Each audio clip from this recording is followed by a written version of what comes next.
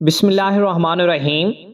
حضرت ابو ہریرہ رضی اللہ تعالی عنہ سے روایت ہے کہ رسول اکرم صلی اللہ علیہ وآلہ وسلم نے ارشاد فرمایا، اللہ تعالیٰ نے سور کو پیدا کیا اس طرح کہ اس کا منہ بانس کی طرح ہے، اور اس کی کشادگی دنیا کی مثل ہے، اور اس کی 4 شاخیں ہیں۔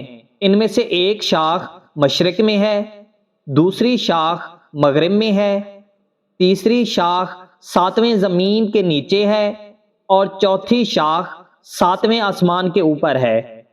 سور میں روحوں کے عدد کے برابر دروازے ہیں۔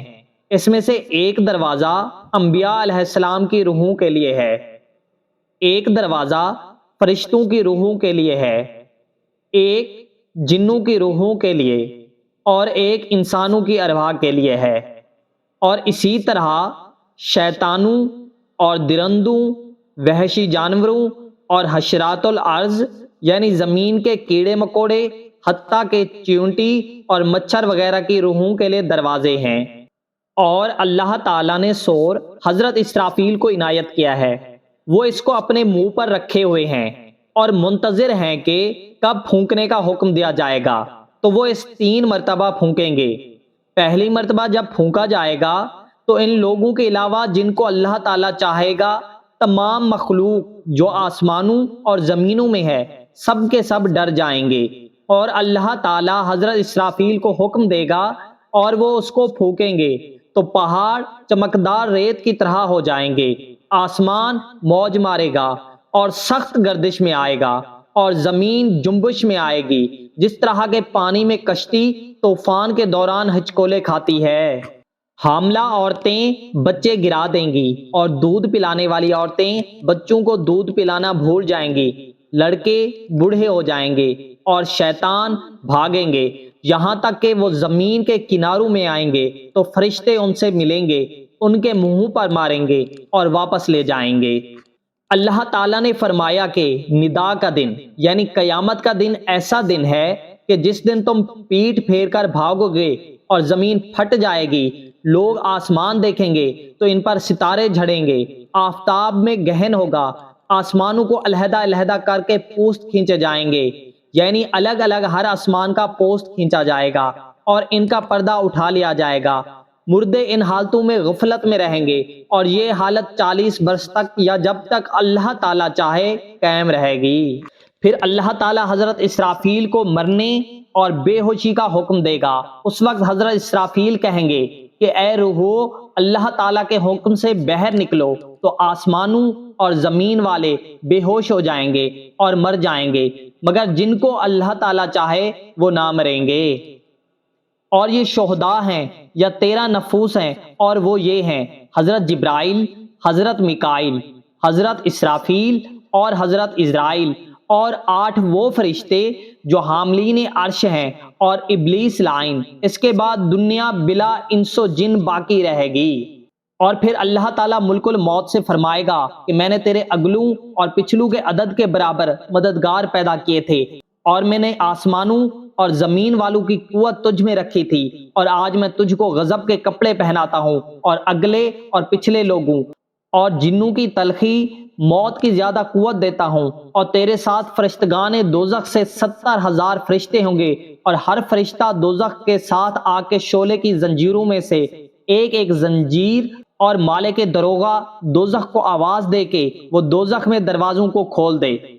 چنانچہ ملک الموت ایسی صورت میں آئیں گے کہ اگر اس صورت میں ان کی طرف زمین و آسمان والے دیکھیں تو ضرور مر جائیں گے، تو وہ ابلیس کی طرف آئیں گے اور اس کو شدت سے دھمکی دیں گے، جس کی وجہ سے وہ بے ہوش ہو جائے گا، اور اس کے گلے سے خر خر کی ایسی آواز نکلے گی، اگر اس کو اہل آسمان اور اہل زمین والے سن لیتے تو بے ہوش ہو جاتے۔ اس کے بعد ملک الموت اس سے کہیں گے کہ تو ٹھہر اے خبیث، میں تجھے موت کا مزہ چکھاؤں گا، تو نے کتنی عمر پائی اور کتنی صدیوں کے لوگوں کو گمراہ کیا۔ تو وہ ملعون مشرق کی طرف بھاگے گا۔ جب ملک الموت اس کی آنکھوں کے درمیان دیکھیں گے تو وہ مغرب کی طرف بھاگے گا۔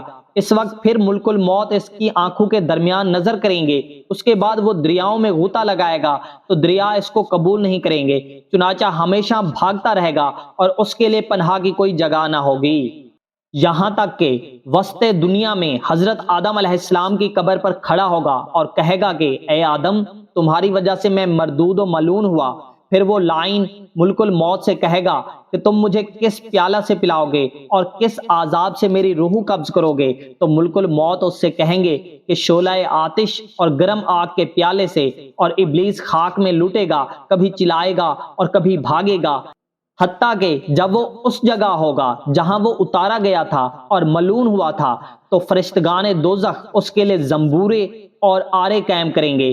زمین چنگاری کی طرح ہو جائے گی اور فرشتے اس کو گھیر لیں گے اور زنبوروں اور آروں سے اس کو چیریں گے جب تک اللہ تعالیٰ چاہے گا۔